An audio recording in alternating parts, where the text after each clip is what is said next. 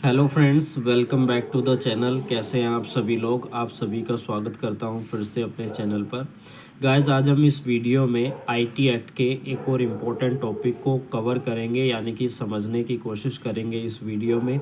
और अगर आप इस वीडियो के माध्यम से हमारे साथ अभी जुड़े हैं तो आप हमारे चैनल को ज़रूर सब्सक्राइब कर लीजिए। और मैंने प्रीवियस में भी आईटी एक्ट से रिलेटेड कुछ इम्पोर्टेंट वीडियोस बनाई हैं डिफरेंट डिफरेंट टॉपिक पर, उनको भी आप ज़रूर देखिएगा ताकि आप आईटी एक्ट के हर एक टॉपिक को कवर करने की कोशिश करें। तो आज हम इस वीडियो में क्या समझेंगे उसके बारे में समझ लेते हैं। तो जो इलेक्ट्रॉनिकल रिकॉर्ड है और जो डिजिटल सिग्नेचर है उसकी क्या ऑथेंटिकेशन होती है, क्या उसकी लीगल रिकॉग्नाइजेशन होती है, उसके बारे में आज हम इस वीडियो में समझेंगे। तो साथ ही रिलेवेंट सेक्शन कौन कौन सी है और इसके संबंध में आज इस वीडियो में हमें समझना है। तो सबसे पहले बात करें इलेक्ट्रॉनिकल रिकॉर्ड की लीगल रिकॉग्नाइजेशन के बारे में। तो इसके संबंध में हमारी सेक्शन नंबर 4 जो है आईटी एक्ट की वो रिलेवेंट है। Section number 4 of IT act क्या कहती है? Legal recognisation of electronical record. यानी कि यदि कोई कानून किसी भी सूचना के लिए लिखित, टाइप्ड, प्रिंटिंग रूप में रखने की मांग करता है तो इलेक्ट्रॉनिकल रिकॉर्ड भी वैध माना गया है। जैसे कि कोई ईमेल के द्वारा कोई भेजी गई जानकारी है, या फिर कोई पीडीएफ में दी गई जानकारी है, या फिर कोई स्कैन डाटा में दी गई जानकारी है, उसको वैध माना गया है section number 4 of IT act के अनुसार। यानी इलेक्ट्रॉनिकल रूप में उपलब्ध जानकारी का कागज़ जैसा ही कानूनी मान्यता है। जैसे कि आपके पास कोई कागज़ में या कोई नोटबुक में, कोई डॉक्यूमेंट में आपके पास डाटा है, उसी तरीके से इलेक्ट्रॉनिकल रूप में डाटा भी सामान्य है और उसकी वैधता भी उतनी ही है।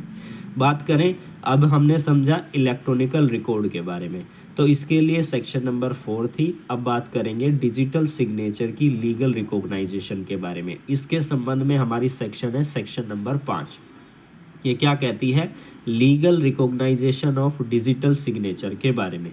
यदि यानी कानून किसी दस्तावेज पर हस्ताक्षर की मांग करता है, यानी कि कोई दस्तावेज पर आपने हस्ताक्षर करने हैं, सिग्नेचर करने हैं, तो डिजिटल सिग्नेचर को भी उतनी ही कानूनी मान्यता प्राप्त है। जैसा कि मैंने अभी बताया था, डिजिटल सिग्नेचर को दस्तावेज की प्रमाणिकता सिद्ध करने के लिए वैध हस्ताक्षर माना गया है। अगर कोई हस्ताक्षर किया गया है, इलेक्ट्रॉनिकल रूप में किया गया है, तो वो वैलिड है, जिस तरीके से हमारा फिजिकली डॉक्यूमेंट पर किए गए साइन होते हैं। अब बात करेंगे इलेक्ट्रॉनिकल रिकॉर्ड और डिजिटल सिग्नेचर की ऑथेंटिकेशन के बारे में, यानी कि सत्यापन के बारे में। तो इसके संबंध में हमारा सेक्शन नंबर 3 जो है रिलेवेंट है।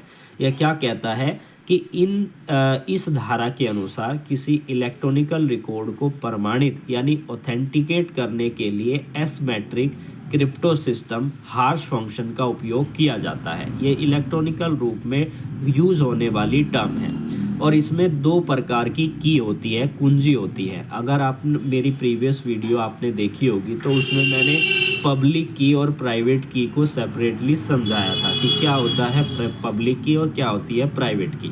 तो पब्लिक की का मतलब होता है रिकॉर्ड के सत्यापन यानी वेरिफिकेशन के लिए उपयोगी या उपलब्ध करवाना, कि पता चल सके ये प्राइवेट की किसकी है, ये डिजिटल सिग्नेचर किसके हैं।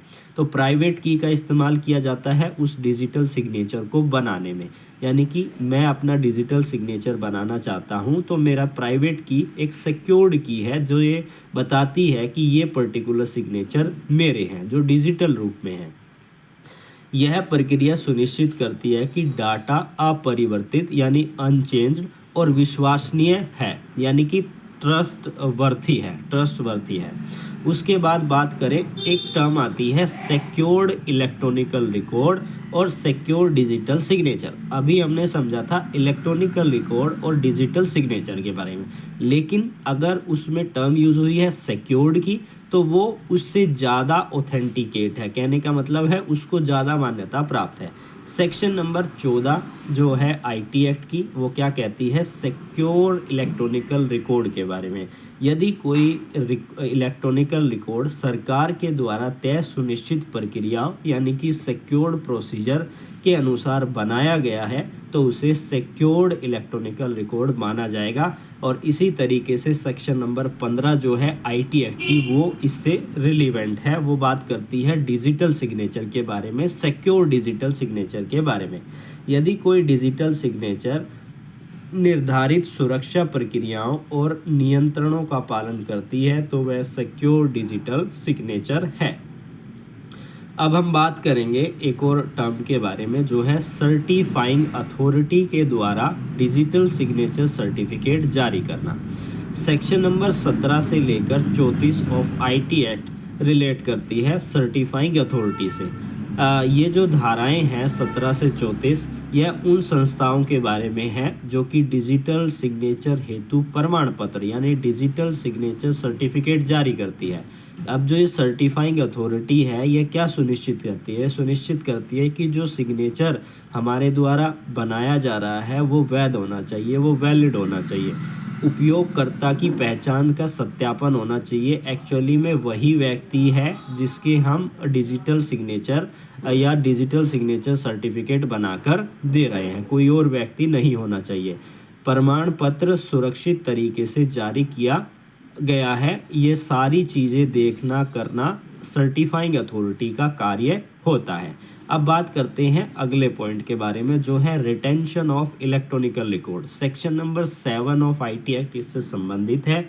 यह क्या कहता है कि किसी भी रिकॉर्ड को कानून के अनुसार निश्चित समय तक सहेजना आवश्यक है, यानी कि एक समय तक उसको जो है लीगली रूप से देखना जरूरी है।